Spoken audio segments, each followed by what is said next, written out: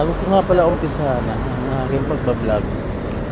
Magandang umaga po sa inyong lahat, sa mga nanonood, sa mga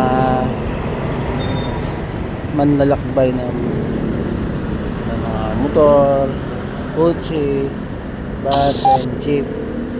Ingat po kayo sa pagbibiyahe nyo. 300. Buhay traffic enforcer at sa mga manlalakbay. Nagka-ognay po yan.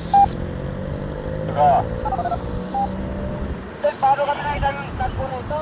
Madalis lang kasi yung truck dito na kukunin namin at dito sa looban para tubig. Namin natin. Magka-ognay yan. Halimbawa, kaya ko pa sila ng linya ko. Na hindi ko silang huliin. Napagalitan. Yung sadyang matitigit naman talaga yung mga walang